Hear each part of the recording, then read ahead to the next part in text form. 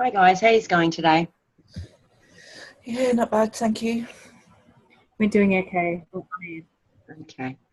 Just before we start the session, I just have to go through a couple of housekeeping rules with you. It's confidentiality. So everything that we talk about in this session stays between these four walls, which means that as a group, we won't talk to others outside the group. The exceptions to break confidentiality is if you tell me that you are going to be a risk to yourself or to others, or there is any criminal activity. I will also be taking notes, and they will be kept in a safe and secure filing cabinet at the back.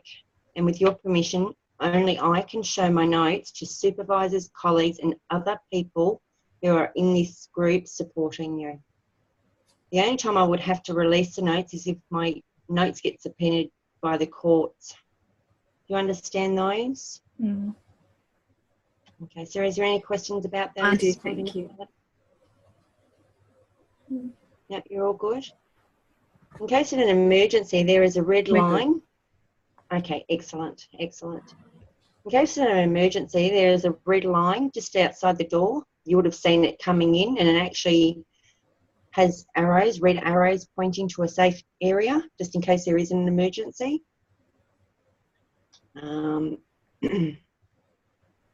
Excuse me, I've got a bit of frog in my throat at the moment. With attendance, I need you all to sign a sheet daily or with every session to show that you are actually attending the sessions. Now, with behaviour, I would like to have your input on these. I have put down, we will remain respectful towards members in the group, no talking while other members are talking, calling names or swearing. Is there anything else you would like to add to that, everyone? No, I don't think so. Not really. Can that be altered maybe if we come up with something throughout the thing where we actually put in a bit of feedback maybe?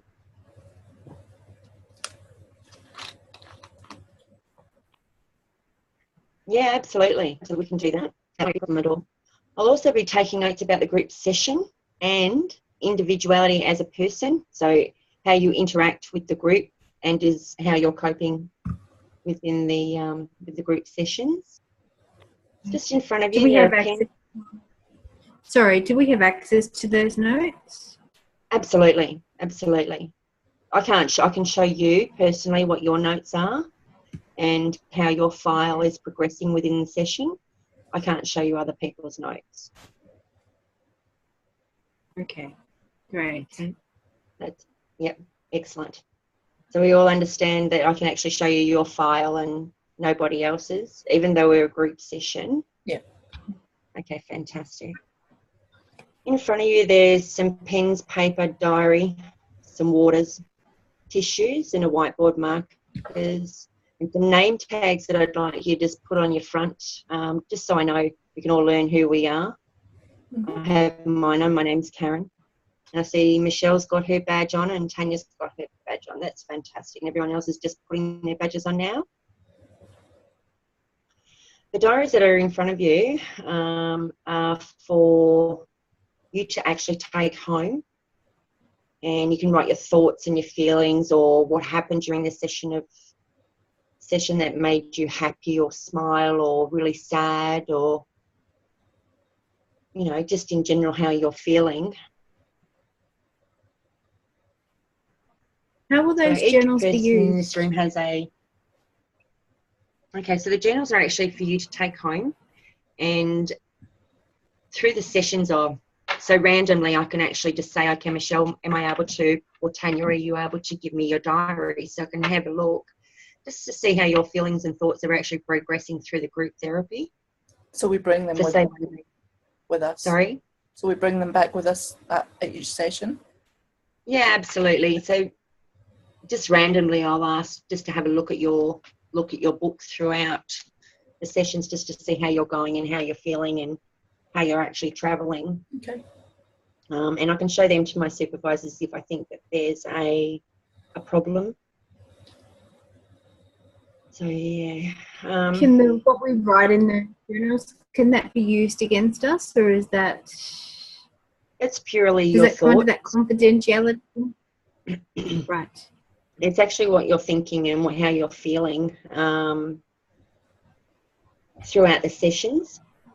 And if I find that you are at risk from what's in your diary, I can talk to my supervisor about that to see what we can do if there's a risk or there's not a risk.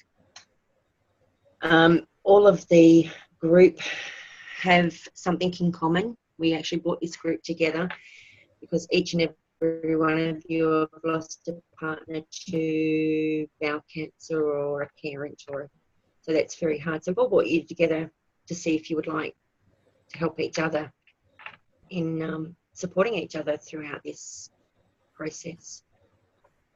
So what I'd like to do, is everyone clear on everything that was said before? Yes. Oh, fantastic.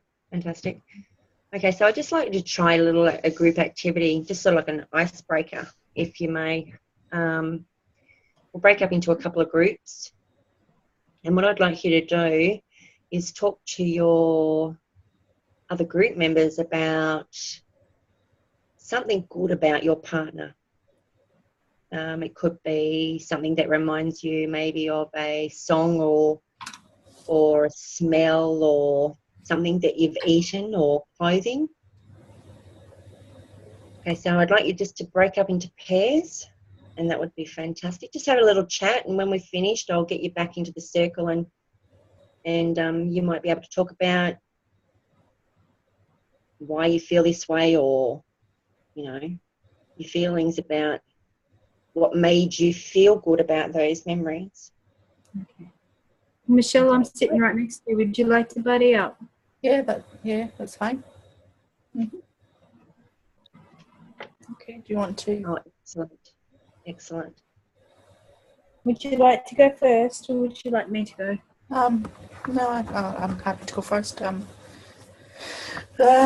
lost my dad to bowel cancer about 3 years ago now. Yeah, still quite raw. It just happened very suddenly. He was very late in finding out he had it, and basically by the time he had it, there really was nothing they could do. And anyway,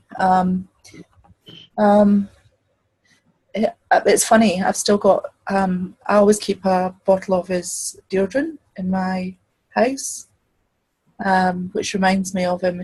I used to always get that smell when I was around him, and I always keep it. And I just spray it every so often, and it brings back like nice feelings and nice memories.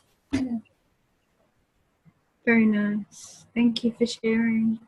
You're welcome. My story is that I lost my husband Ross 2 years ago. Like you, it's still very raw. I have 3 children who are not taking it very well at all. They miss their dad. My husband, he was a total oof. He was goofy at everything. Couldn't walk, couldn't sing, couldn't dance. He was just ridiculous. That's why I was attracted to him, because he just did everything wrongly. Like you, I sleep with his T-shirt. I made a pillow out of it, and I sleep with that. And occasionally I find it in my little girl's room. I find now that it's now got everybody's scent on it, because everybody either cries on it, sleeps on it, or they use it as a pillow to draw on. Mm. So at the end of the day, everybody's got their mark on this one pillow, and it keeps us united as a family. Oh, that's lovely.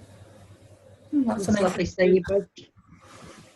you both actually draw comfort, one from deodorant and one from a T-shirt that everyone writes on. That's fantastic. How does it make you feel being in a group situation and discussing your feelings with others? I think it helps from my perspective, because although my family's there and I don't mean my children, I mean my extended family, my parents and things, I think they've been through 43 years of marriage. I think that they don't understand what it's like to lose a partner. They've still got their partner, and I think that it helps because somebody else can hear me. Somebody else knows that feeling. Mm. You know, to my parents, sleeping with my husband's T-shirt is a dumb idea, but it keeps you connected. It keeps the family connected. Mm. Yeah, it was funny. I bought my husband the same deodorant, and it didn't dawn on him, to be honest, why he was getting it. But yeah, I guess it was a familiar smell. And first of all, he was a bit funny about it and wasn't quite sure.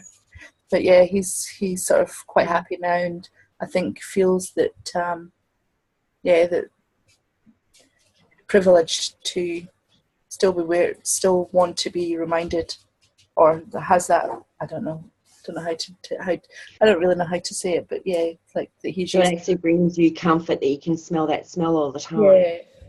Yeah. So yeah, but no, it was him that actually sort of pushed me to come here, to talk to other people. You know, there's only so many times that you can keep talking about it to your mum, and she doesn't want to be dragged down. Which, I mean, I know she's still hurting and stuff, but so it's nice to hear that I'm not the only one that's going through it. Yeah. For me, that T-shirt symbolises that they're still here, you know. And without that T-shirt, what do you do? You know, it's very hard. They say in life that, you know, that a person only dies when the last person whispers their name, and I'm not ready to let go of his name. So, and that's quite normal.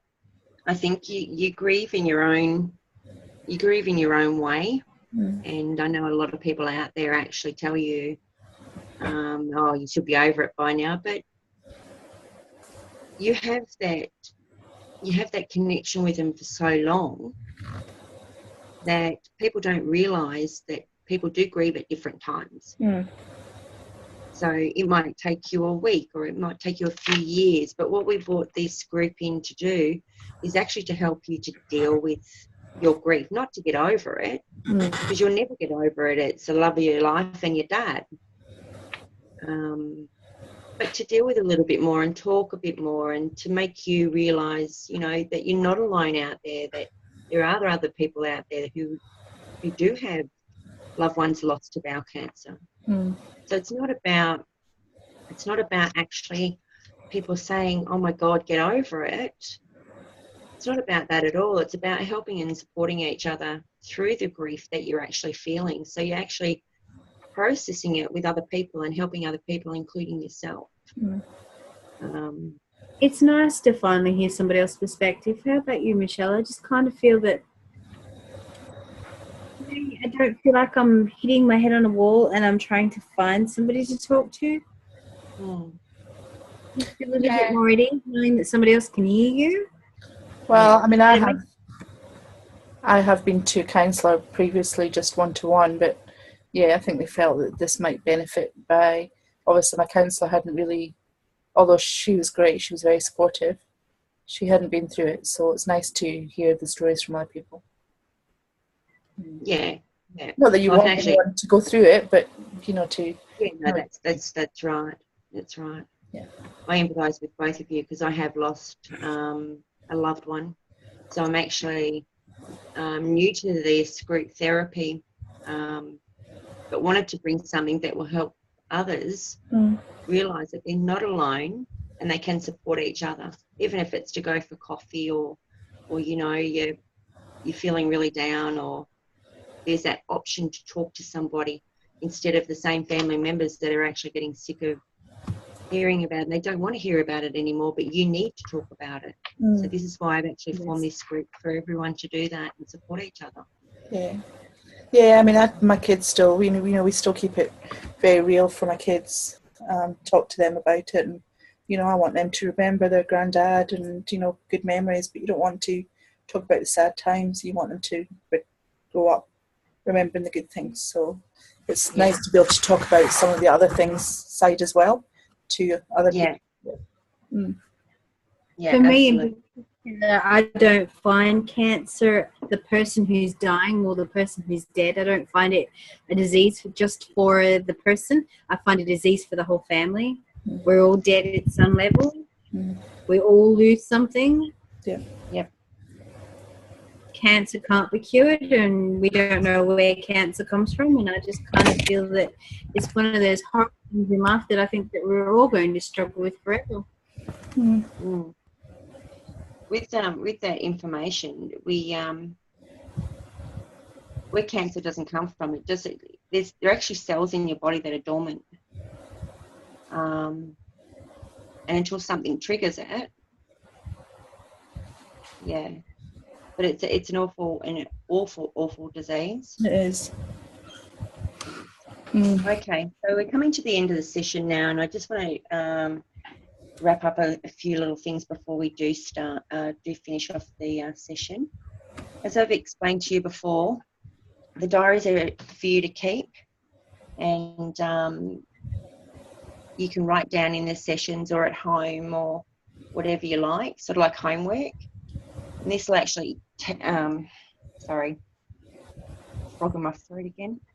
This will actually let me see how you're actually progressing in the sessions, and if we need to make any improvements or no improvements, or we need to add things or bring in other supervisors or someone else that wants to talk. Mm-hmm. Okay. You're happy with that? You said before that we had some room. You said before that we had some room to make some changes to some of the conditions that you had stated at the beginning. You said that our attendance is vital, or maybe not to those words. Can you tell us how often we would be meeting? Yeah, we're going to be meeting every Tuesday at 9 a.m. And the reason we get you to sign an attendance form is because when we signed up for this group, it was actually for a whole group. And Okay. if there was any more in the group, I'd have to allocate another teacher or another room. So that's why we have to all sign it, so we make sure we all come to the group, just to make sure that you're okay. And so can I I don't have any issues with my thoughts of being here every week, but if there was some reason that I can't be here, how do I let you know? Okay, so all sessions are paid.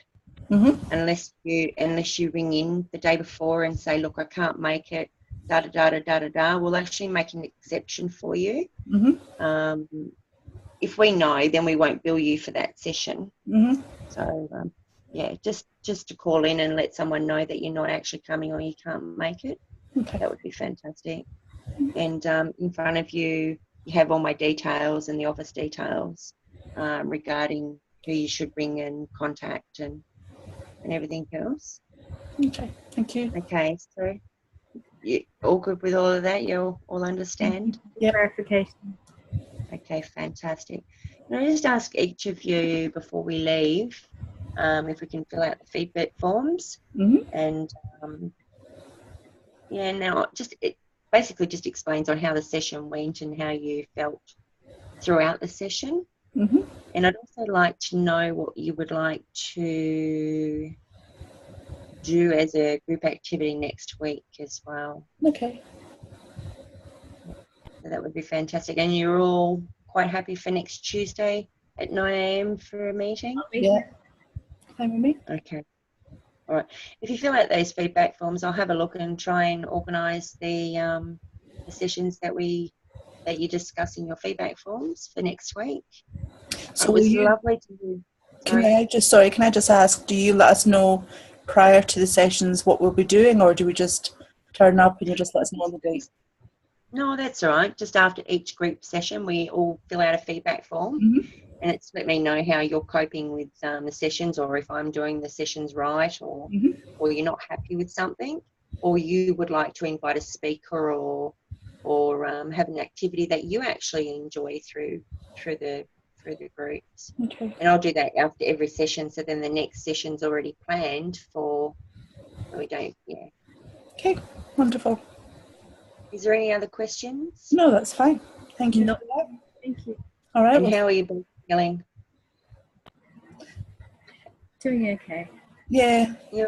Yeah. No, it's nice. As I say, it's nice to be with other people and just be able to talk about it a bit more. So I guess it'll get easier and easier as the sessions go on. So. Yeah, absolutely. It's only the first session, so you can only progress. Well, it's not as scary as I thought it was going to be. Mm. It wasn't as scary as I thought it was going to be. So. Yeah. And having that support with you guys, like with everyone else feeling the same, Is that great support for you, or you never thought it'd be?